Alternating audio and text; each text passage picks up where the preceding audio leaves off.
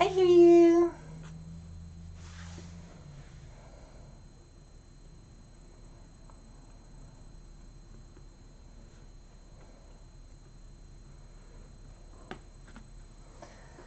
Okay.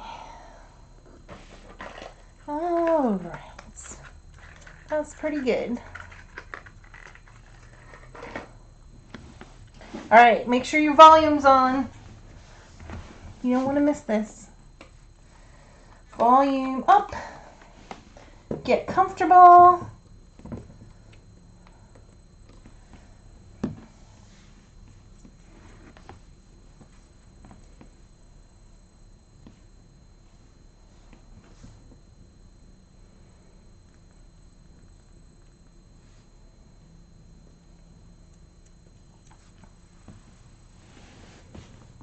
Everybody ready?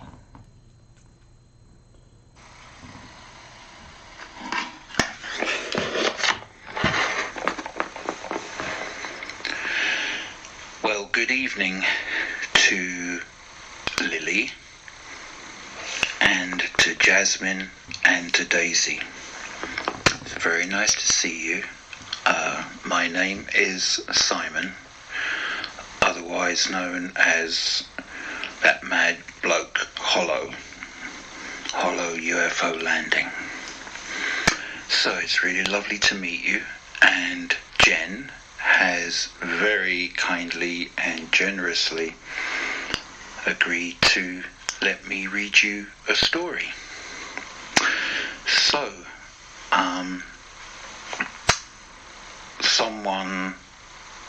a friend of mine said to me, if you could read them a story, if you could read Lily and her babies a story, what would you choose?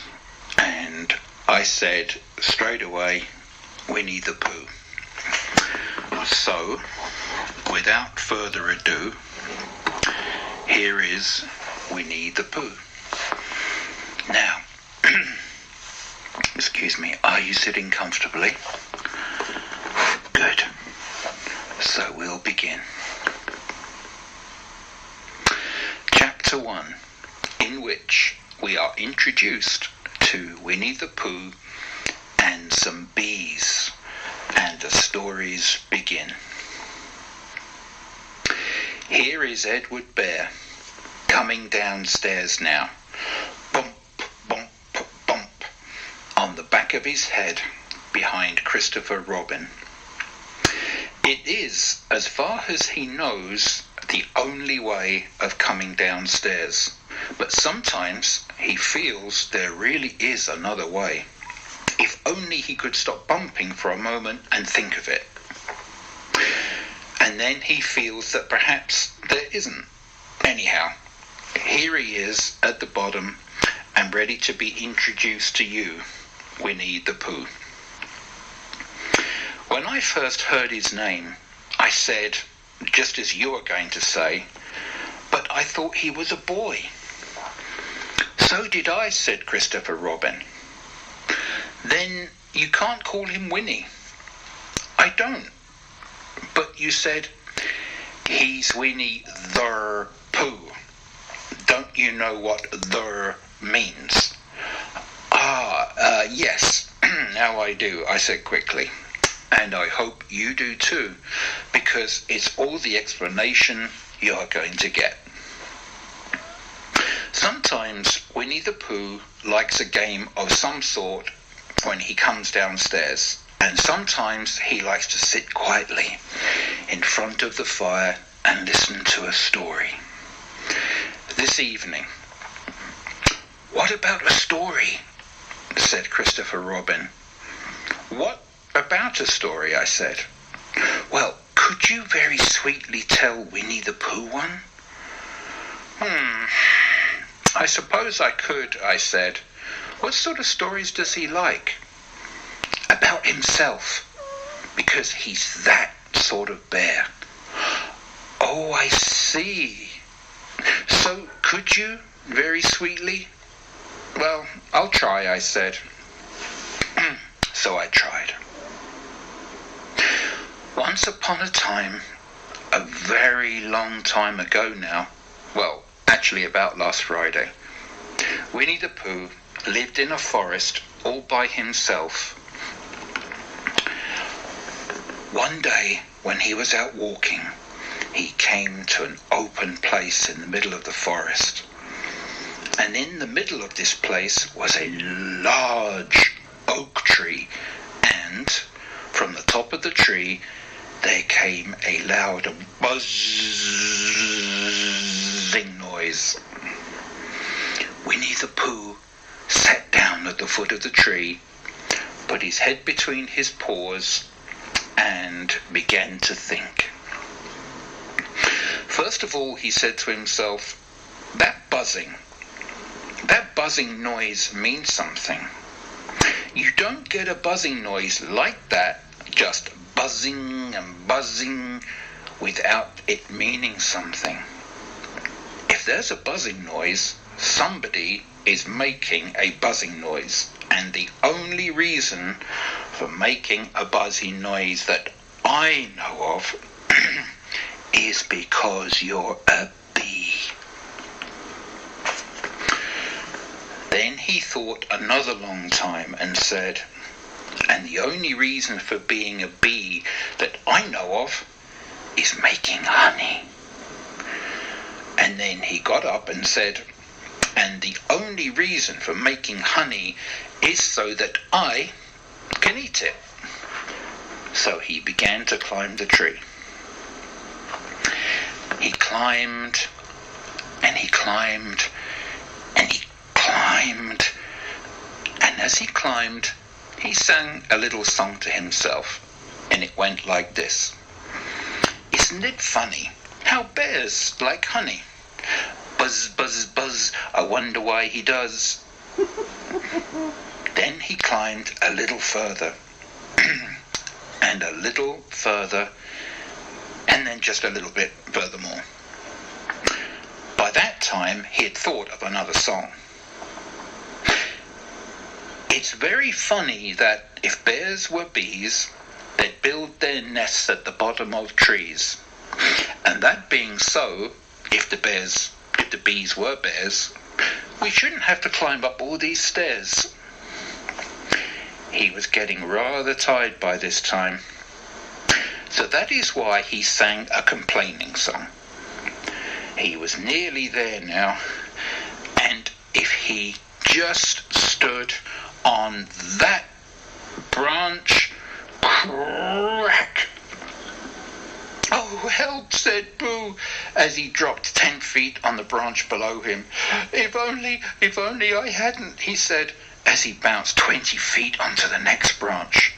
You see, what I meant to do, he explained, as he turned head over heels and crashed onto another branch 30 feet below.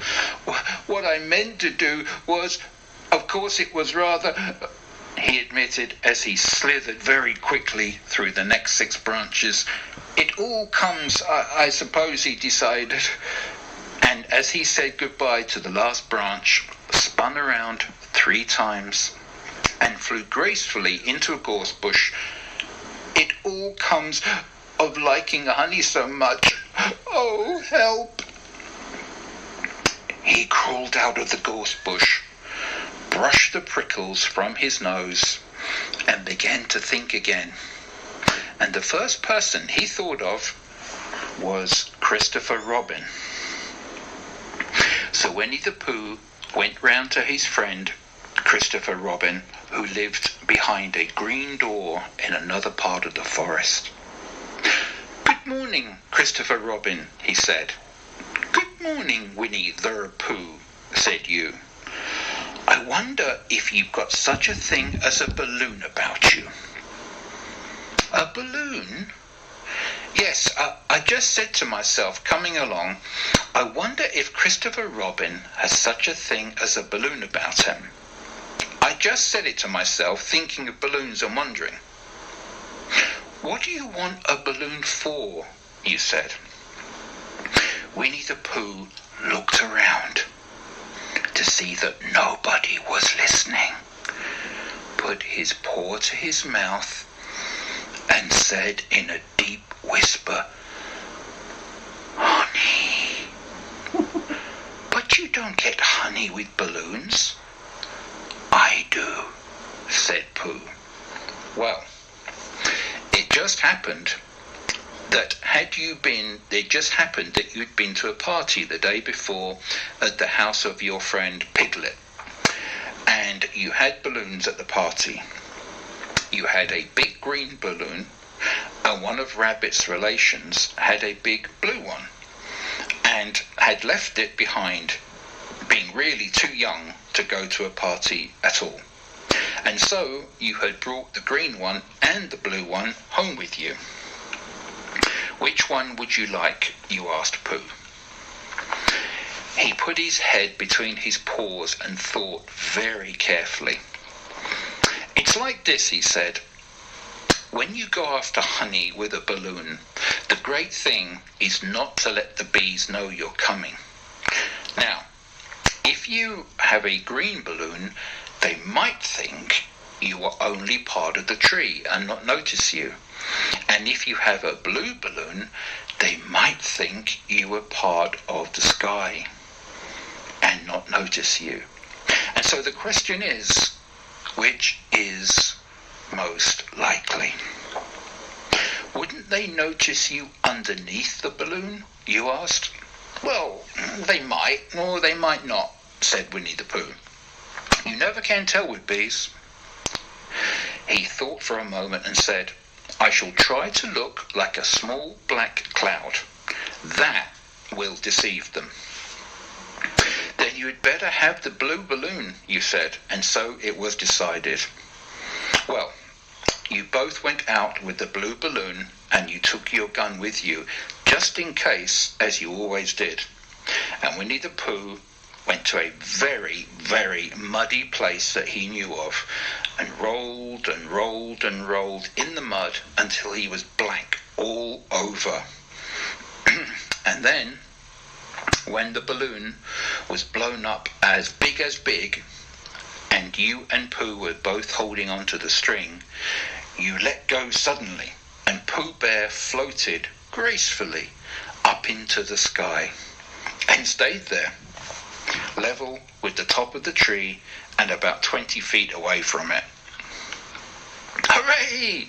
you shouted. "Isn't that fine?" shouted Winnie the Pooh down to you. "What do I look like?" Well, you look like a bear holding onto a balloon," you said. "Not," said Pooh anxiously, "not like a small black cloud in the blue sky?" Not very much." "Oh well, perhaps from up here it looks different. And as I say, you never can tell with bees." There was no wind to blow him nearer to the tree, so there he stayed. He could see the honey, he could smell the honey, but he couldn't quite reach the honey. After a little while, he called down to you. "Christopher Robin," he said in a loud whisper. "Hello. I think the bees suspect something." "What sort of thing?" "I don't know, but something tells me they're suspicious. Perhaps they think that you're after their honey." "Well, it may be that. You never can tell with bees." There was another little silence, and he called down to you again. "Christopher Robin." "Yes." Have you an umbrella in your house?" I think so." "I wish you could bring it out here and walk up and down with it and look up at me every now and then and say, 'Oh, do you know what? I think it's going to rain.' I think if you did that, it would help the deception which we are practicing upon these bees." Well, you laughed to yourself, "Silly old bear." But you didn't say it aloud because, well, you were so fond of him, and so you went home to get your umbrella. "Oh, there you are," called down Winnie the Pooh as soon as you got back to the tree. "I was beginning to get anxious. I have discovered that the bees are now definitely suspicious." "Shall I put my umbrella up?" you said. Yes, but wait a moment. We must be practical. The important bee to deceive is the queen bee. Can you see which is the queen bee from down there? No. A pity. Well, now, if you walk up and down with your umbrella saying, tut, tut, tut, I think it's going to rain, I shall do what I can by singing a little cloud song, such as a cloud might sing.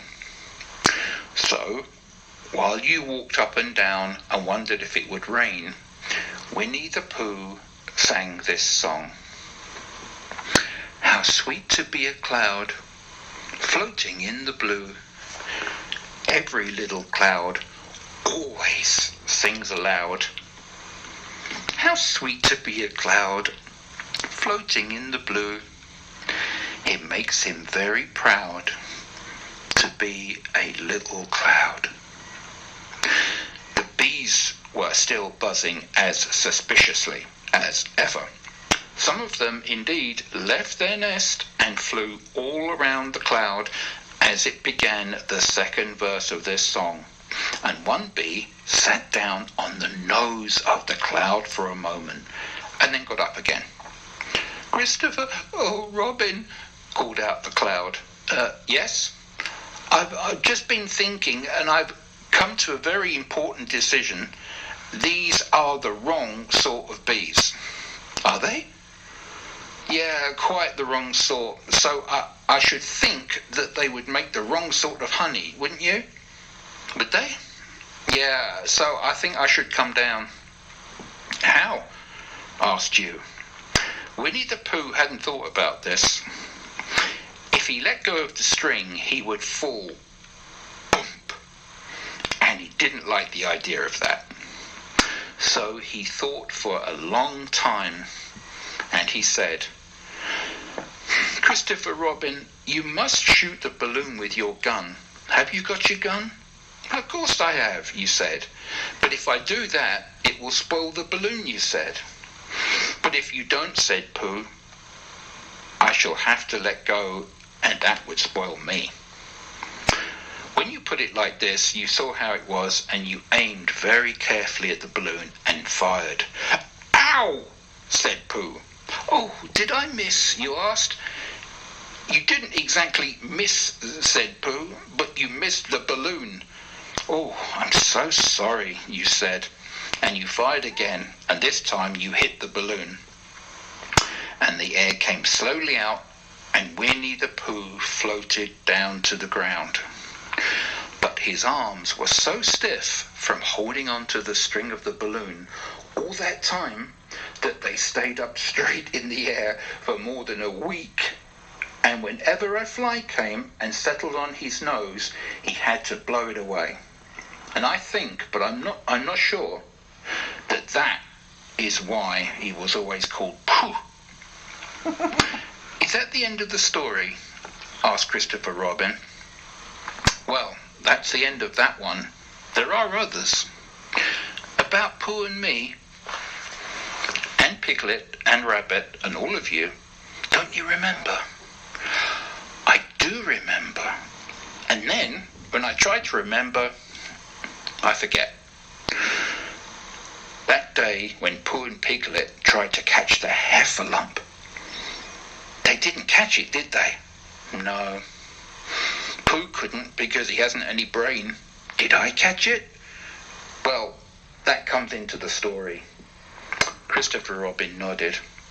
I do remember, he said. Only Pooh doesn't do very well, so that's why he likes it having told to him again. Because then it's a real story and not just a remembering. That's how I feel, I said. Christopher Robin gave a deep sigh, picked his bear up by the leg, and walked off to the door, trailing Pooh behind him, and made his way up to the bathroom to have a bath. I didn't hurt him when I shot him, did I? Not a bit. He nodded and went out, and in a moment I heard Winnie the Pooh going bump, bump, bump stairs behind Christopher Robin to the bathroom. And that, my little friends, is the end of chapter 1. So, Lily and Jasmine and Daisy, I really, really hope you enjoyed that story. I certainly enjoyed sharing it with you, and who knows, maybe we can do this again one time. Thanks to Jen and Grandma and everyone for all you do for all these little creatures. Lots of love, take care, and see you again soon.